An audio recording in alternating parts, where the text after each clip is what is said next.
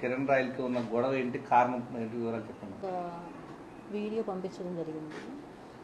దాని కింద కిరణ్ ఒక వీడియో పెట్టాడు. ఫస్ట్ నేను దాని గురించి చెప్పాలనుకుంటున్నాను. ఒక 1 year బ్యాక్స్, ఇది 2023లో జరిగింది.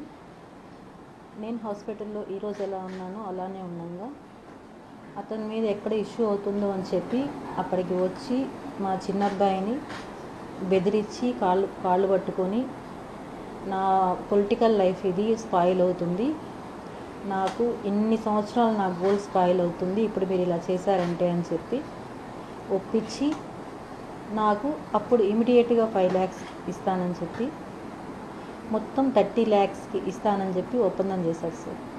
దానికి నేను 1% కూడా ఒప్పుకోలేదు. ఎందుకంటే నేను ఇచ్చిన డబ్బులు 1,20,00,000. అది కాకుండా నా నగలు 25 సవర్లు సార్ మొత్తం. దీనికి నేను ఒప్పుకోలేదు. ఆ రోజు కూడా నా పిల్లలు వద్దమ్మా, ఇప్పటికి పోయిన పరువు చాలు, వద్దు, ఇక్కడికి ఆపేసే అన్నారు. కానీ ఆ తర్వాత కూడా అతను మమ్మల్ని బెదిరించడం కానివ్వండి, ఇవి ఏవీ తగ్గించలేదు.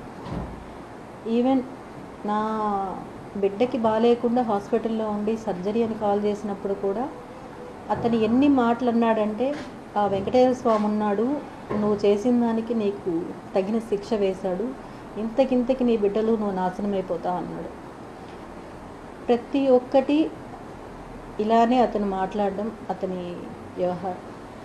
నాకు అతను ఎలా తెలుసు అంటే, మా అమ్మ వాళ్ళ ఇల్లు ఆంధ్ర కాలనీలో ఉండింది సార్. దాని పక్కన అతను వచ్చి జాయిన్ అయ్యాడు ఇల్లు కట్టుకొని. నాకు అప్పటి నుంచి తెలుసు అతను. 2013 నుంచి తెలుసు.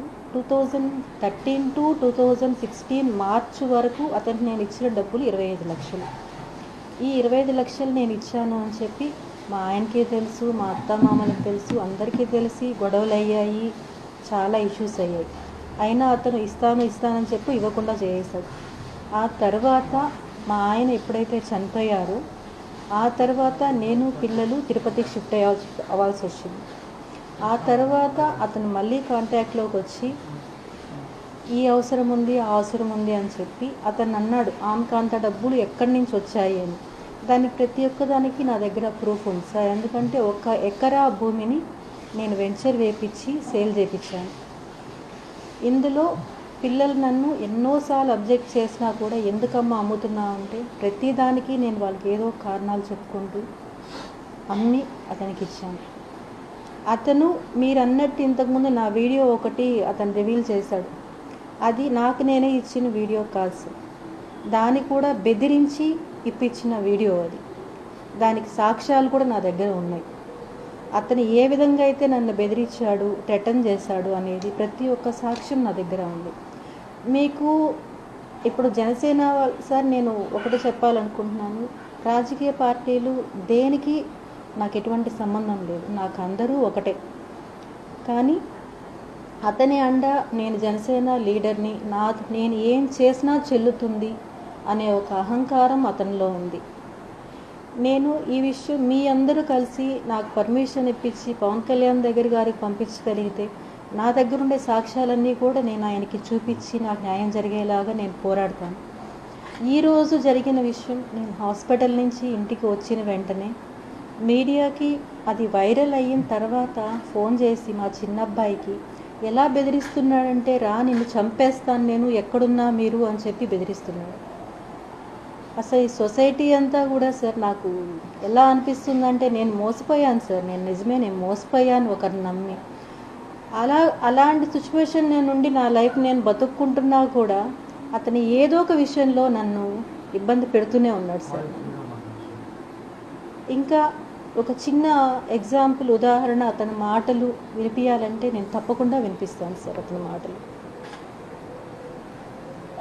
ఇది వినడానికి నా పిల్లలకే నేను ఇంతవరకు దీన్ని వినిపించలేదు సార్.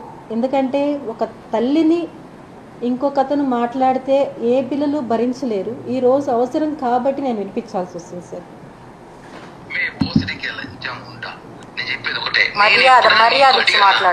మర్యాద నీకే, మర్యాద లేబర్ ఉంటా, ఇంక నీ మర్యాద అయిపోయింది, వస్తున్నది రేపు వస్తున్నా, అయిపోయింది నీకు మర్యాద చాలు. చాలా రెస్పెక్ట్ ఇచ్చి నేను చాలా వరకు కూల్గా కామ్గా ఇన్ని రోజు కామ్గా ఉన్నా. నువ్వు ఏదో అన్నావు కదా, నీ వల్ల నువ్వు చెయ్యి, నేనేదో చూపిస్తా. వస్తున్నా, రేపే వస్తున్నా. ఏం చేస్తావా? ఏం చేస్తానా? వచ్చి మాట్లాడతా. నువ్వేదో చేస్తానా? వచ్చి ఎక్కడికి పోతావో పో, నా ఎంట్రిక. ఏమనుకుంటావు నువ్వు? నువ్వేమనుకుంటున్నావు? నీ మరిది అనుకున్నావా? బృందావల తమ్ముడు జఫానా కొడుకు అనుకున్నా నేమేనా? నీ కొడుకులు పెద్దోళ్ళైతే మడిచి నీ గుత్తలో పెట్టుకో, నా దగ్గర కాదు. కోసి వాత పెడతా, మటర్ కేసు పెట్టుకు జైలు పోతా, 40 రోజులు బెయిల్ తీసుకుని బయటకు వస్తా. నీ అమ్మ బుక్ చాలా చూసినాను ఇట్లాంటివి. ఇది ఒక చిన్న ఉదాహరణ మాత్రమే సార్, చిన్న ఉదాహరణ మాత్రమే. అతను నా ఆఫీస్కి వచ్చి నన్ను ఎలా బెదిరించాడు అంటే, ఇది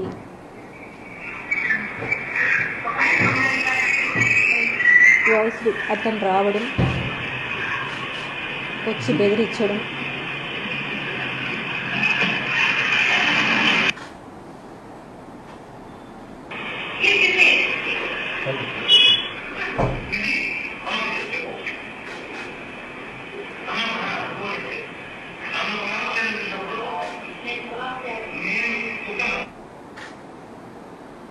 ఇలా ఒకటి కాదు సార్. ఇన్ని చేసినా కానీ నేను ఇన్ని ఇయర్స్ నేను కామ్గానే ఉన్నాను సార్. నేను ఈరోజు నా సిచ్యువేషన్ ఏమంటే, అతనికి నేను డబ్బులు ఇచ్చి నా పిల్లల భవిష్యత్తు నేను ఏమీ చేయలేకపోతున్నాను వాళ్ళకి. నేను నా డబ్బులు నాకు కావాలని పోరాటం చేస్తుంటే అతను బెదిరిస్తున్నాడు.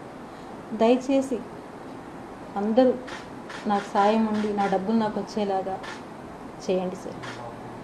Thank you. ఒక మహిళను వేధిస్తూ ఉన్నాడు. తనకు ఇవ్వాల్సినటువంటి 1,20,00,000 రూపాయల నగదు.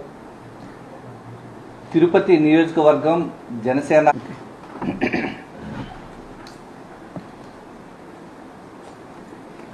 Subscribe to Social TV Telugu for more videos. Hit the bell icon for faster updates.